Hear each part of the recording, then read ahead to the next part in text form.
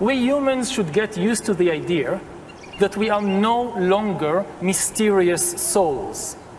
We are now hackable animals.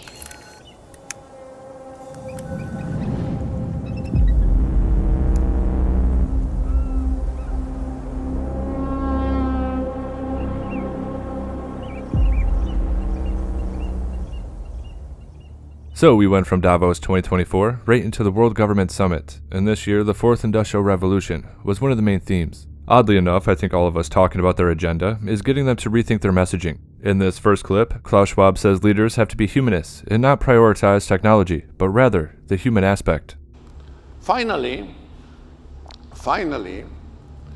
if you look at leadership in this new age, political leaders, I think a political leader has to combine three different dimensions.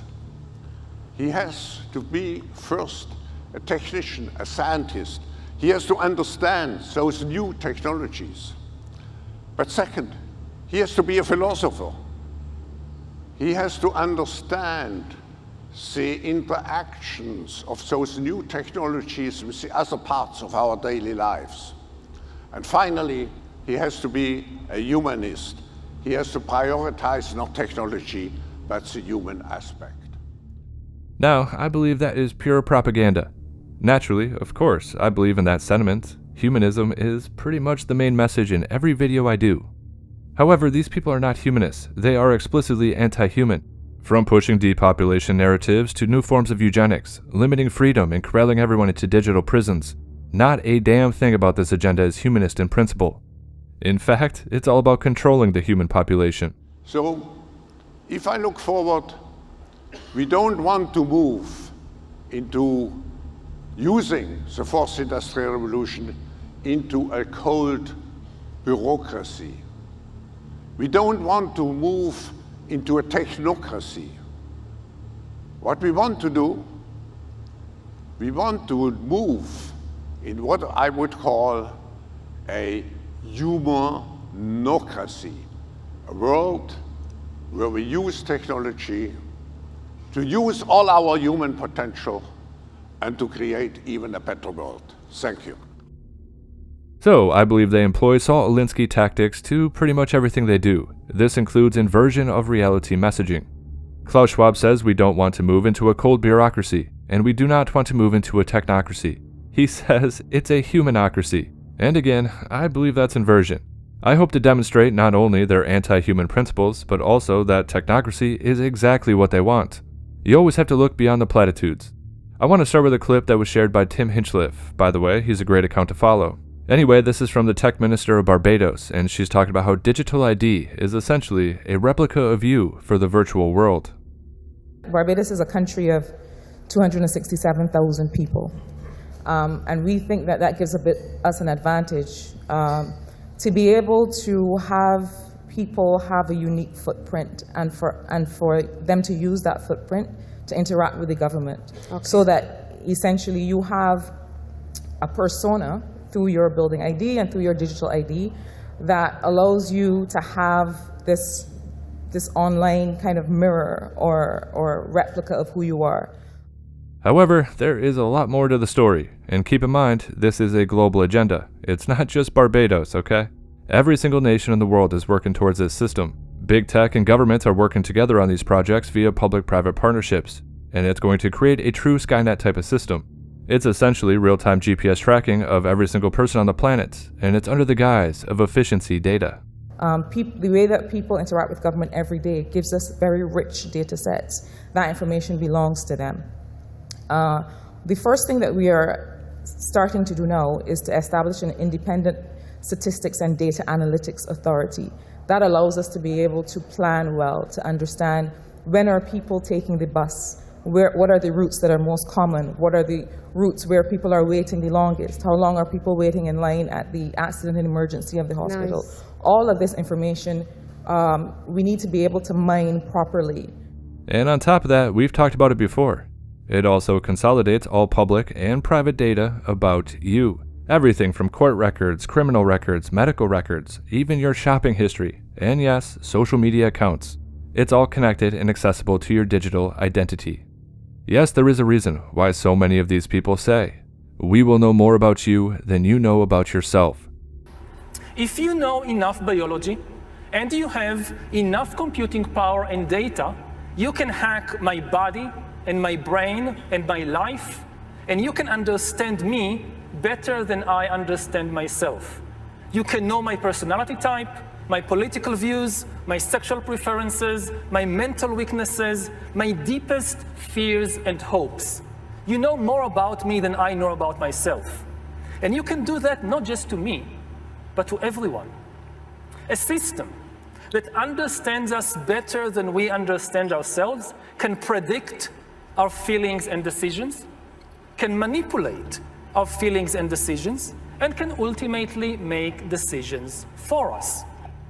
Now, in the past, many tyrants and governments wanted to do it, but nobody understood biology well enough, and nobody had enough computing power and data to hack millions of people. Neither the Gestapo nor the KGB could do it. But soon, at least some corporations and governments will be able to systematically hack all the people. We humans should get used to the idea that we are no longer mysterious souls. We are now hackable animals. Now, just imagine the implications of this being used by amoral political groups, and combine that with the power of the state. Yeah, you might shudder at the thought. However, it goes far beyond the surveillance capabilities too. So if you think of digital ID as the data about your life and behavior, and then incorporate the fact that through the metaverse, augmented reality, and virtual reality, people now have the option to create an avatar via full-body imaging technology. And so when you understand the true scope of the technology, you can kind of see where this is heading in the future. Imagine distilling your entire being into a line of code, all of your mannerisms, behaviors, thoughts, and personal desires mapped out and strategically assembled into a centralized network. Now, let's go one step further, because I believe it all ties into their dreams of immortality, uploading consciousness, a carbon copy of yourself within the virtual world. The World Economic Forum chairman Klaus Schwab announced the Fourth Industrial Revolution at the group's 2016 forum, describing it as the fusion of the physical, digital, and biological worlds. In fact, he used this line again during his opening speech at the World Government Summit of 2024. Just think of the power of the combination of artificial intelligence, quantum computing, and big data. So it's a combination of the different technologies which really bring the fundamental change. And finally, I think we have to be prepared for a world where we see a fusion of our physical, our digital, and our biological dimensions. So it will be a world integrating the physical, biological, and the digital dimensions. So it will be a new world. And I'm looking for a minister in 10 years, probably it will be completely different from what it is now. So, yeah, since 2016, what was a fringe sci-fi philosophy has become a global corporate agenda. You see, the thing is that Davos is crawling with executives and top government officials. Clearly, some portion of them entertain the idea of a man-machine merger. In fact, Larry Page, the co-founder of Google, who I believe is still running from Epstein allegations, has said that it is quote-unquote speciest to privilege humans over digital life. Yeah. Okay then. However, lest we forget, it's all heading towards a singularity too. So before you make a pact with the digital devil, think about what they actually mean by the term post-human. It aims at a more distant and radical future, and I quote from Joe Allen, "Our digital and artificial replicas will be populating the virtual heavens, and outer space itself will be populated with digital and mechanical beings far beyond our puny imaginations. And at that point, either our souls will be transfigured into ones and zeros, or human life will become a distant memory to immortal machines." What most people don't realize about transhumanism is a materialist inversion of spiritual aspirations. Instead of the Western resurrection or Eastern reincarnation, one psyche will live on through digital replication. Instead of praying to a higher power for grace, transhumanists want to harness the volcanic power of evolution to storm heaven's gate on their own terms. Yes, in their worldview, divine forms are to be created, not aspired to. Instead of freeing the mind from matter, they are forcing the imagination into physical form, or encoding a fabricated spiritual realm out of voodoo algorithms. Ironically, for all their claims of human autonomy, many transhumanists display a deep need to submit to a higher power by conjuring a digital superintelligence, however delusional that may be. They are prepared to forfeit human freedom and dominion, both theirs and ours. Yes, it is very similar to a congregation. They keep faith that the computer god, if properly trained and aligned to humans' well-being, well, that it could eliminate death and suffering via biological longevity and digital immortality. But this passing of the torch comes with a price, and that price is the human condition. So with that being said, let's take a look at what Klaus Schwab had to say this year. How will the new era, the intelligent era, look like? And I read you the text. Envisioning a future propelled by the technologies of the fourth industrial revolution, we see a new dawn of human civilization, one that harmonizes technology with the deepest needs and aspirations of humanity. This vision unfolds within a society where artificial intelligence, robotics, the Internet of the Things, 3D printing, genetic engineering, quantum computing become the foundations of our daily life. We are going to witness the dawn of a new human civilization, huh? Well, that's the thing. It's not exactly human, is it? There's a quote that perfectly applies to our current situation. The old world is dying, and the new world struggles to be born. Now is the time for monsters. And we have our monsters, that's for sure. If you want a picture of the future, imagine a boot stamping on a human face forever. Klaus Schwab is the founder of the World Economic Forum and the one responsible for conceptualizing and promoting this revolution, which was announced in his 2016 book entitled The Fourth Industrial Revolution. Klaus Schwab described this as a social resetting named the Great Reset, enabled by a range of new technologies that are fusing the physical, digital, and biological worlds, impacting all disciplines, economies, and industries, and even challenging ideas about what it means to be human. The very idea of human being some sort of natural concept is really going to change. Our bodies will be so high-tech, we won't be able to really distinguish between what's natural and what's artificial. Inside our own heads is the most complex arrangement of matter in the known universe. You might ask yourself, can we get to be superhumans?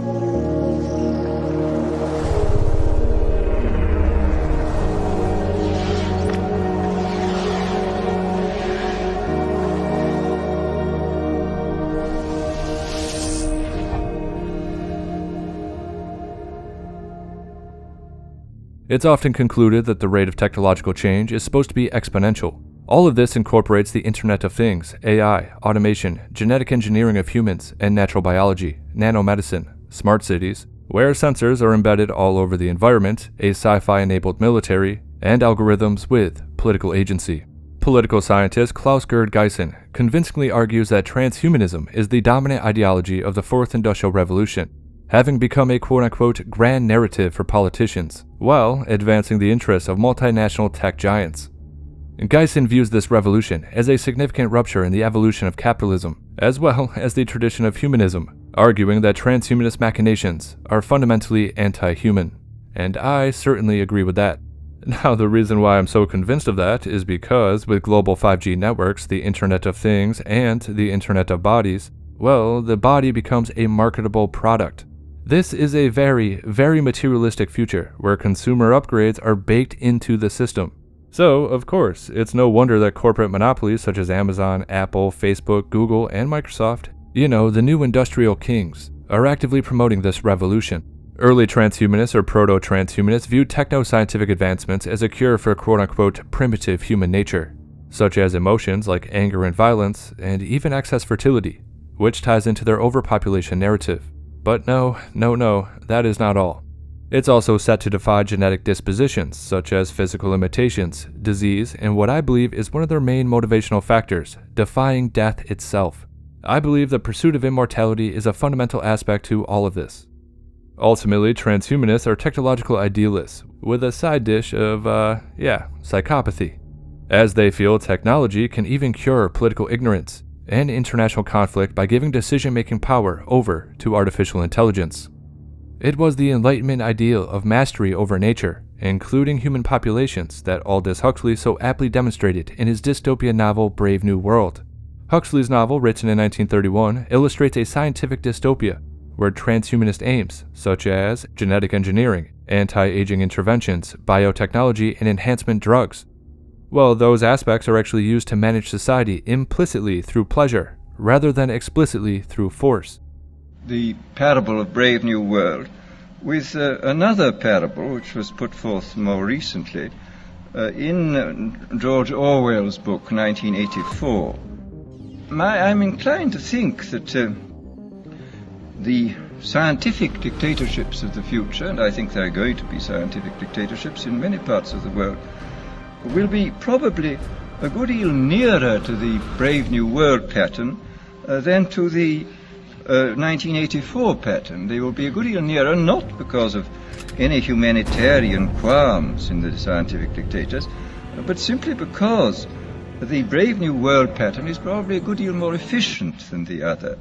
That if you can get people to consent to the state of affairs in which they are living, the state of servitude, the state of being, well, it seems to me that the nature of the ultimate revolution with which we are now faced is precisely this, that we are in process of developing a whole series of techniques which will enable the controlling oligarchy, who have always existed and presumably always will exist, to get people actually to love their servitude. People can be made to enjoy a state of affairs which, by any decent standard, they ought not to enjoy. And these methods, I think, are a real refinement on the older methods of terror, because they combine methods of terror with methods of acceptance. But then there are various other methods which one can think of. There is, for example, the pharmacological method. This was one of the things I talked about in Brave New World. And the result would be that, you can imagine a euphoric which would make people thoroughly happy even in the most abominable circumstances. These things are possible.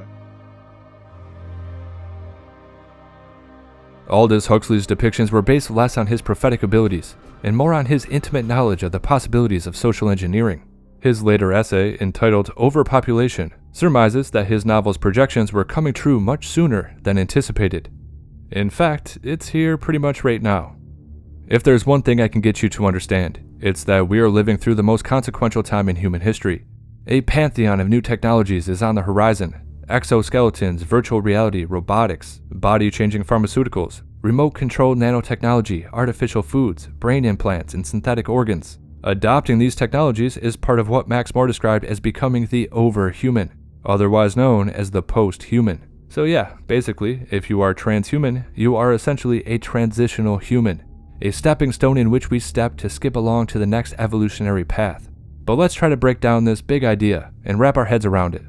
It's often said that the only thing more dangerous than an idea is belief, and politically speaking, we've talked about the power that holds over people. But what about ideas? Now you're gonna have to double check my quote, but I believe Oscar Wilde once said that all great ideas are dangerous, and he's right in a certain respect. But how do you reconcile the cost of a great idea when weighed against the potential calamity? Well, that's what we're gonna try to figure out. And there's a reason for this. As I said, we're at a crucial moment in humanity's evolutionary trajectory, and I honestly don't think people realize what's happening. With new advancements in genetic engineering and transhumanism in general, we're in the process of an evolutionary change. Yes, that's right, from Homo sapiens to what they call Homo Deus. And oddly enough, it's also been described as the quote-unquote Davos man. which is a bit conceited. You're gonna name the new proto-human after Davos? The ego on these people, I'm telling you. Anyway, one of the most important aspects to this threat is regarding how big tech, big pharma, and the federal government are interwoven with each other. These three sectors working together in tandem with technological accelerationism is creating a leviathan of oppression. They have this broken down into three categories: the Internet of Things, the Internet of Bodies, and when combined, they call it the Internet of Everything. Society is currently being restructured to accommodate these changes. And on top of that, they are also integrating the future financial system into this as well. It's all a part of one big system. It is the most draconian surveillance grid ever conceived of by man, and they'll pitch it as merely about convenience. However, the convenience you demanded has now become mandatory. Yes, that's right, we're watching technocratic and transhumanist concepts converge. And the moment we reach that inflection point, we are going to be staring down the barrel of the world's most dangerous idea. And so, this is the story that kinda got me thinking about everything. So, Neuralink had implanted a device in a human for the first time, a possible step toward a product that Elon Musk has said would allow people to control almost any external device just by thinking. He calls this product telepathy. Yeah, that product's going to allow people to control their phones or computers, and through those devices, almost any other device, with thought alone. Now, initial users are said to be those who have lost the use of their limbs. On social media, he said, and I quote, "Imagine if Stephen Hawking could communicate faster than a speed typist or auctioneer. That is the goal." And so I guess this is really the crux of the issue. Look, I am not cold-hearted. Quite the opposite. I want this technology to help people in need just like most of you do too. One of my biggest problems with this stuff is the fact that I might be a little too empathetic. Whether it's to cure Alzheimer's, blindness, or spinal cord injuries, I want every single person living with those ailments to be cured. And look, I do understand my limitations. I know I'm not intelligent enough to give you solutions to these problems, but what I can do is something that I do pretty much every week. I can tell you what we need to be worried about. In 2004, when Foreign Policy asked eminent scholar Francis Fukuyama to write an article answering the question, "What is the world's most dangerous idea?" he responded with a piece entitled Transhumanism. Francis Fukuyama argued that the transhumanist project will use biotechnology to modify life until humans lose something of their quote-unquote essence, or fundamental nature. Doing so will disrupt the very basis of natural law, upon which, he believes, our liberal democracies are founded. For Fukuyama, these losses lay unrecognized beneath a mountain of promise for a techno-scientific future of imaginative self-improvement. Currently, the fourth industrial revolution, in which transhumanism plays a central guiding role, is shaping the policies of global corporations and political governance. The converging technologies of this revolution are nanotechnology, biotech, information tech, cognitive sciences, and artificial intelligence. The political class and the new technology elite routinely tell us that the age of AI has arrived. In fact, Kissinger said this in 2021. However, simultaneously, modern humans have also become increasingly dependent on advanced technologies and the complex systems they enable. These changes have presented new challenges to old questions, namely, what does it mean to be human, and what kind of future do we want for ourselves? Martin Heidegger has warned that those who seek to use technology's influence without realizing the immense power are trapped into becoming extensions of machines rather than free actors. You see, for thousands of years, human existence and meaning-making has accumulated from birth and death, flood and fire, sleep and waking. The motions of the winds, the cycles of the stars, the budding and falling of the leaves, the ebbing and flowing of the tides.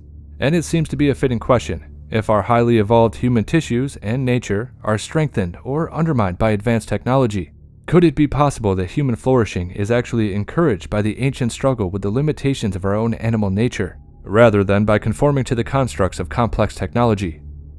With transhumanism, there is one very, very important question we have to ask. Who is in control, and who benefits? And I do know that's a loaded question, so let's try to break this down real quick. The Internet of Things is pretty much any device and appliance connected to a centralized network. Smartphones and smart homes, any device in your house that's connected, facial recognition cameras in cities, and in fact, I suppose it's the entire surveillance network. Pretty much the entire infrastructure to smart cities in general. It's all connected. Now, for this next part, just remember that Klaus Schwab is currently trying to tell you that technocracy is not the goal, and I hope to prove to you that he is lying. Planted as a seed in 1932, technocracy has grown into a tree so big that it covers the earth today. And yeah, we talk about it quite a bit, but it's all about marketing, messaging, the narrative. Furthermore, it's like a hydra-headed monster with many tentacles and expressions. However, we must never lose sight of the common purpose. Yes, the point is to kill the world's economic system of capitalism and free enterprise, and replace it with a vacuous economic system called sustainable development. So yeah, Technocracy is currently being rebranded under the auspice of Sustainable Development and Agenda 2030. Since, Technocracy is a resource-based economic system, people like you and I are considered as mere resources on the same level as livestock on a ranch. If people are just animals who selfishly consume resources, then they must be monitored, managed, and limited in their consumption. And to this end, Technocracy originally called for the total surveillance of all people, all consumption, all production, and all energy consumed in every activity. This level of technology did not exist in 1932. However, it does today, and it's coming in the form of carbon tracking. Technology and ability for consumers to measure their own carbon footprint. What does that mean? That's where are they traveling? How are they traveling? What are they eating? What are they consuming on the platform? So, individual carbon footprint tracker. Stay tuned, we don't have it operational yet, but this is something that we're working on. The entire system of this big idea is predicated on surveillance. Everything you do emits carbon. By tracking carbon emissions, they are essentially tracking you 24/7, 365. So when the surveillance network in America and the world is finally functional, the command and control system will become reality. And the result, quite obviously, is going to be a scientific dictatorship that exceeds even Orwell's 1984 or Huxley's Brave New World. However, there was always one problem: connectivity. But that has now been solved with 5G or 6G networks, and we've all seen the new towers being installed. Anyway, it's that advancement that enables them to snatch up all the data being sent back from the Internet of Things, facial recognition cameras, smart city sensors, the data from self-driving cars, and of course your personal data as well. And on top of that, they can run that raw data through AI learning software. Technocrats understand this. They know that 5G will fully enable their AI dreams. Unfortunately for us, they also know that it will enable the feedback loop to control the objects of surveillance. And that's, us. And so if you get attached to a digital ID and a centralized system, and then incorporate the Internet of Things infrastructure and the smart city grid, well, with those aspects alone, they can follow you around every city, any time of day, whenever they want. Think of it kind of like how they ping cell phone signals now to determine your location. However, with an RFID chip, either embedded in your hand or attached to your digital ID, well, they can just ping you directly, knowing where you are at all times. Which of course brings us to the Internet of Bodies. The Internet of Bodies, or IOB, is actually an ecosystem. It's a bunch of devices that are connected to the internet that contain software and that either collect personal health data about you or can alter the body's function. We think of the Internet of Bodies as this collection of all these devices as well as all the data that the devices are gathering about you. And in healthcare, it's Internet of Bodies has been around for quite a while. So typically, implantable microchips are marketed as the ultimate tool for convenience. However, after all, the goal is to create the Internet of Bodies. This has been described by the World Economic Forum as an ecosystem of an unprecedented number of sensors, including emotional sensors, attached to, implanted within, or ingested into human bodies to monitor, analyze, and even modify human bodies and behavior. In fact, check out this clip right here of Yuval Harari, talking about how they, I guess they really do want to create a hive mind. Very likely that within, say, 50 years, people will literally be part of a network. All the bodies, all the brains would be connected together to a network, and you won't be able to survive if you're disconnected from the net, because your own body parts, your own immune system, perhaps depends on being constantly connected to the colony, to the network. Yes, if you are not connected to the network, you might die because your bodily functions depend on it. What a great idea. And you know what's really crazy too? I wonder, as they're building this virtual world, this digital world, where our bodily functions might actually depend on being connected to a network. I mean, have they considered an EMP at all? As soon as they get this built, boom, it's over. I don't know. Let's move on. Anyway, in the end, everything will be connected to a single implantable device that will hold your digital identity, health data, and programmable CBDC. Your digital identity, in turn, will include everything that can be known about you through surveillance via implanted biosensors, your computer, smartphone, GPS, social media, online searches, purchases, and spending habits. Algorithms will then decide what you can and cannot do based on who you are. And the thing is, as we talked about, they will know you better than you know yourself. And so I want to finish with a piece written by Joe Allen once again. We find ourselves locked in a global asylum where the lunatics have taken over. It is less like a conspiracy and more similar to collective dementia, a slow mental decline that renders us oblivious to what is unfolding around us. While we were attending to our day-to-day lives, struggling to maintain stable societies, they were busy wiring the place with surveillance devices. Tech companies have scraped our souls and made warped digital twins out of our essence. Using that data, they manipulate our politics and financial systems. They control the flow of information and hypnotize young and old alike. Their smartphones are our straitjackets.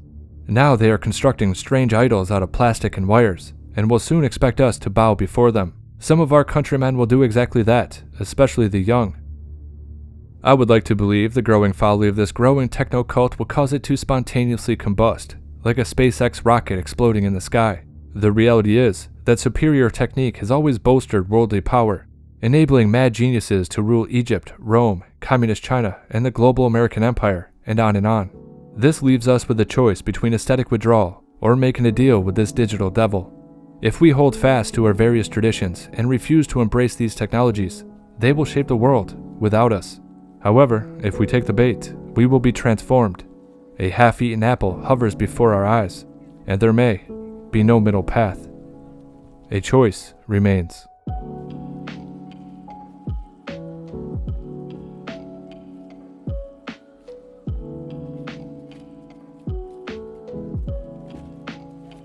Once again, this is HelioWave. If you like the content, like, comment, and subscribe. Share the video if you want to. If you're in a position to, consider subscribing on Locals or Subscribestar. As always, make sure you disobey those true fascistas, and yes, I do hope you have a good night.